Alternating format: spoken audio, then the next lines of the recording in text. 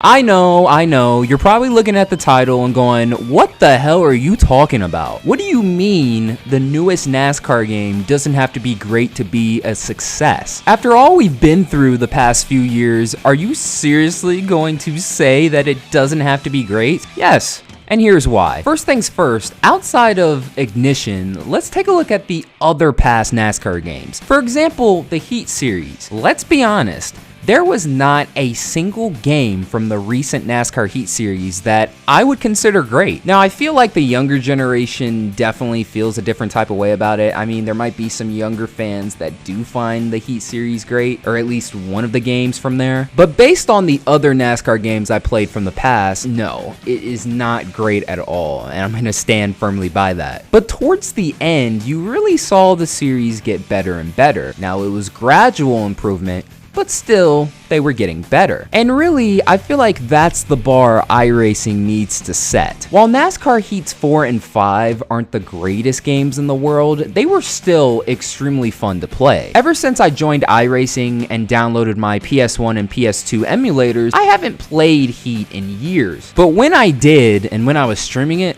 oh my gosh, the online play was awesome. And looking back, there was a pretty good amount of fans that were always complaining about the Heat games, including myself, but now we realize how good we had it. And if we keep going back further with the NASCAR games, let's say the Technics era, it was a little bit of the same, but I'll never forgive them for the first edition. That was simply false advertising. Alright, and that is the last thing NASCAR 25 needs to be. I'm still not over that trailer because it was way better than the actual game. But to their credit, they did make a massive jump in improvement with NASCAR Inside Line. But after that, I feel like the series stagnated. And some of y'all will feel some type of way because I know that there are plenty of younger fans that also view NASCAR 14 in a very favorable light, as well as NASCAR 15 and really the Technics era as a whole. But again, if you were to ask me,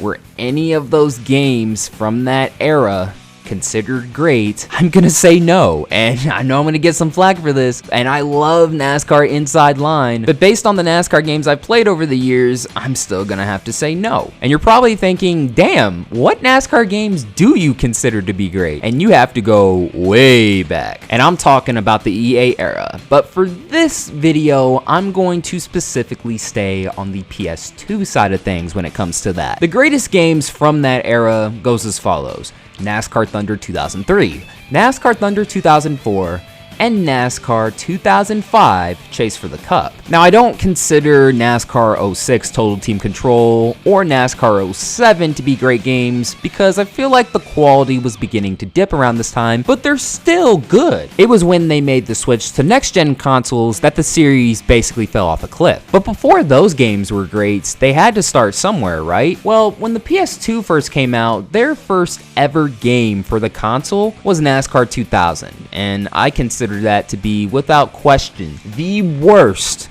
in the entire EA Sports series. But it does get a bit of a pass because it was the first to be released on PS2 and it led to a pretty great series for a little bit. Now, you're probably thinking at this point, what does me listing off all these games have to do with the video title? Well, like I said earlier, I consider NASCAR 2005 Chase for the Cup to be the last great NASCAR game, and that'll be 20 years old come August of 2024. So the rest of the games since then have either been good, average, or horrible, and based on the recent NASCAR game that came out, we are coming off of a very horrible game. So really, when you think about it, NASCAR 25 just needs to surpass NASCAR 21 Ignition. And to be honest, that's not hard at all. Honestly, I feel like it's harder to make a game worse than Ignition. But if you look back at the Technics and 704 Heat games, I don't think there was a single great game from that series. And that's okay, because plenty of fans, including myself, still look back at some of them fondly. family. The point I'm trying to make is, I know iRacing has an amazing track record when it comes to simulator racing, and they did produce a very solid World of Outlaws game, but when it comes to NASCAR console gaming, there's definitely going to be high expectations based on their history. But I feel like expecting them to come out with an amazing game their first time out is very unrealistic, even for iRacing. And this is coming from the guy who made a video telling NASCAR fans to stop lowering their expectations. And that was when Ignition first came out, and we found out how much of a buggy mess that was, and you had some fans defending it for weeks, so I feel like that was warranted. But when it comes to NASCAR 25, fans need to not lower their expectations, but you need to manage them. Because we haven't had a great NASCAR game in 20 years, and I feel like if you're expecting this to be a great game out of the gate, you're setting yourself up for disappointment. But that's okay. The point I'm trying to make is, the first game doesn't have to be great. As long as you're showing right off the bat that you mean business, you're not trying to scam people, and most importantly, just show us you care. Show us that you care about the product. Recently, they gave us this screenshot, and basically implies that NASCAR 25 is currently in development,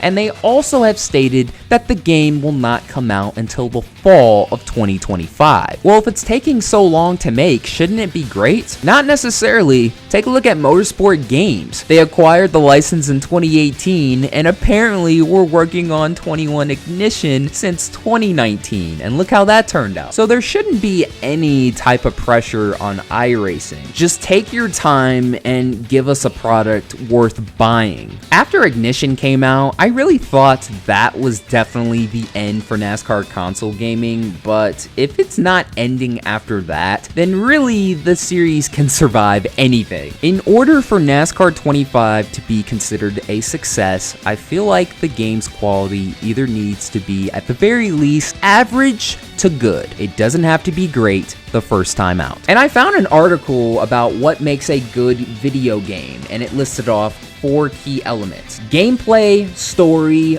art design and graphics, as well as a challenge. In conclusion, NASCAR fans are the most loyal in all of sports, and especially video gaming based on the last 20 years, and certainly every fan wants to have a great NASCAR game again. But I wanted to make this video as a reminder to fans that it doesn't need to be great to be a success right off the bat. Now, if we're in the second, third, and fourth game, and it's still the same stuff, then absolutely complain to iRacing. But just because it's iRacing doesn't mean it's going to be one of the greatest NASCAR console games of all time during its first go-around. NASCAR 25 to me is just going to be the base for what iRacing is going to build off of. But if you're expecting the first game off the bat to be great, I feel like you're setting yourself up for disappointment. But anyways, let me know how you feel in the comments below. Do you think my video is spot on? Do you think it's off base? Don't hold back and let me know it all in the comments below. And once again, that'll do it for another video. Thank you guys so much for watching. This is Black Flags Matter. Catch you next time.